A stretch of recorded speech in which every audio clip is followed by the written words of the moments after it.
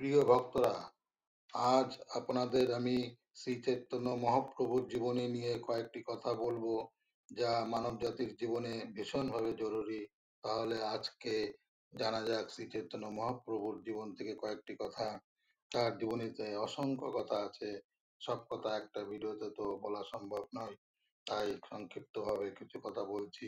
ভিডিওটি ভালো লাগলে ভিডিওটিতে সাবস্ক্রাইব করবেন এবং লাইক ও কমেন্টস অবশ্যই করবেন। তাহলে চলুন ভিডিওটি শুরু করা যাক।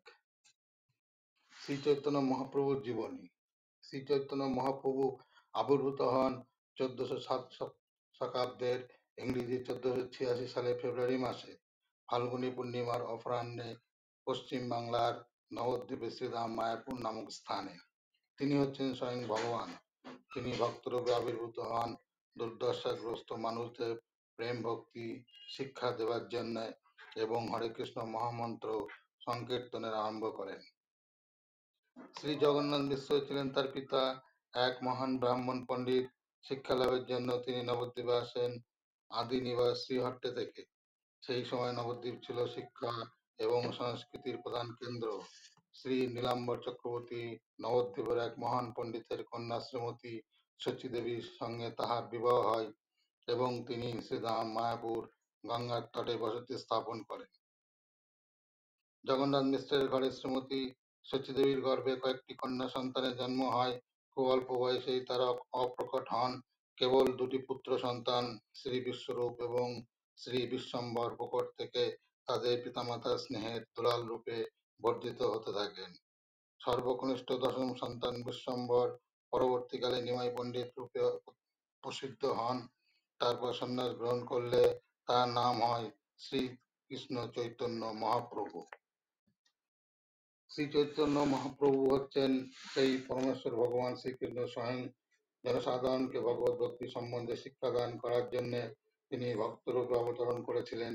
তিনি এসেছিলেন সকলকে এই শিক্ষা দিতে যে শ্রীকৃষ্ণই হচ্ছেন সর্বকারণের পরম কারণ, পরমেশ্বর ভগবান, এবং ঐকান্তিক ভক্তি সহকারে তার সেবা করাই হচ্ছে জীবনের পরম উদ্দেশ্য।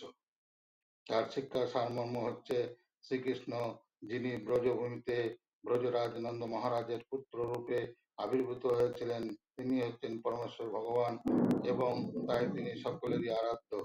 শ্রী বৃন্দাবন ধাম ভগবানের থেকে অভিন্ন, কেননা ভগবানের নাম রূপ লীলা ধাম ইত্যাদি ভগবানের থেকে অভিন্ন। তাই শ্রী বৃন্দাবন ধামও ভগবানেরই মতো আরাধ্য।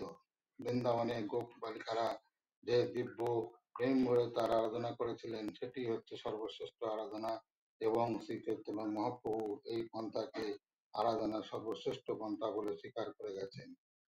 তিনি স্বীকার করে গেছেন যে ভগবানকে জানার সর্বোচ্চ উপায় হচ্ছে অমর পুরাণ শ্রীমৎ ভাগবত, এবং তিনি প্রচার করেছেন যে জীবনের পরম উদ্দেশ্য হচ্ছে ভগবানের প্রতি প্রেম ভক্তি লাভ করা।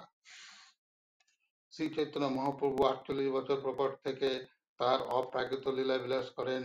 তারপর 1455 খ্রিস্টাব্দে শ্রী শ্রী জগন্নাথ পুরীতে অপ্রকট হন। জীবনের প্রথম 24 বছর তিনি নবদ্বীপে শৈশব এবং গারস্থ লীলা বিলাস করেন। শ্রীমতী লক্ষ্মীপ্রিয়া দেবীর সঙ্গে প্রথম যৌবনে তার বিবাহ হয়। কিন্তু মহাপ্রভু যখন পূর্ব বাংলার শ্রীহট্টে তার পূর্বপুরুষের আলয়ে যান, তখন খুবই অল্প বয়সে শ্রীমতী লক্ষ্মীপ্রিয়া দেবী পরলোক গমন করেন। শ্রী চৈতন্য মহাপ্রভু যখন পূর্ব বাংলা থেকে ফিরে এলেন, তখন তার মায়ের অনুরোধে তিনি দ্বিতীয়বার বিবাহ করতে সম্মত হন।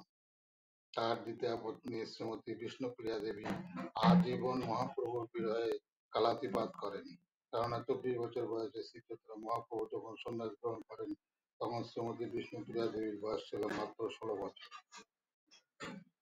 সন্ন্যাস গ্রহণ করার পর তার মাতা শ্রীমতী সতী দেবীর অনুরোধে শ্রী চৈতন্য মহাপ্রভু জগন্নাথপুরীতে আশ্রয় গ্রহণ করেন। তিনি জগন্নাথপুরীতে 24 বছর ছিলেন।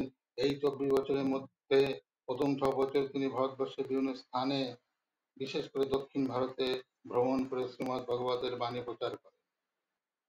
শ্রী চৈতন্য মহাপ্রভু কেবল শ্রী ভাগবতের বাণী প্রচার করেননি, তিনি ভগবত গীতার মূল তত্ত্ব অত্যন্ত ব্যবহারিকভাবে শিক্ষাদান করেন।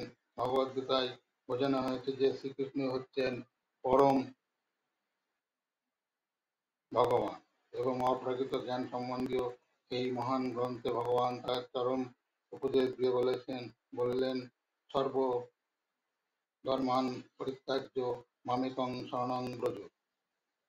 সব রকমের ধর্মীয় আচার অনুষ্ঠান পরিত্যাগ করে কেবল আমার শরণাগত হও, তাহলে আমি তোমাকে সমস্ত পাপ থেকে মুক্ত করব, সেজন্য কোনো চিন্তা করো না। দুর্ভাগ্যবশত শ্রীকৃষ্ণ কৃষ্ণের প্রত্যক্ষ নির্দেশ এবং ভগবদ্গীতার শিক্ষা সত্ত্বেও অল্প বুদ্ধি সম্পন্ন মানুষেরা ভ্রান্তিবশত তাকে একজন মহান ঐতিহাসিক ব্যক্তি বলে মনে করে এবং তাই তারা তাকে পরমেশ্বর ভগবান রূপে মেনে নিতে পারে না। এই সমস্ত নির্বোধ লোকেরা অনেক প্রবঞ্চক অভক্তদের দ্বারাও প্রতারিত হয়। তাই অনেক তথাকথিত বড় বড় পণ্ডিতেরাও ভগবদ্গীতার পদার্থ করেছে। শ্রীকৃষ্ণের অকপটের পর তথাকথিত অনেক বড় বড় পণ্ডিত ভগবদ্গীতার শত শত ভাষ্য প্রণয়ন করেছে এবং তাদের প্রায় সকলেই ব্যক্তিগত স্বার্থ সিদ্ধির ভাবনার দ্বারা প্রভাবিত ছিল।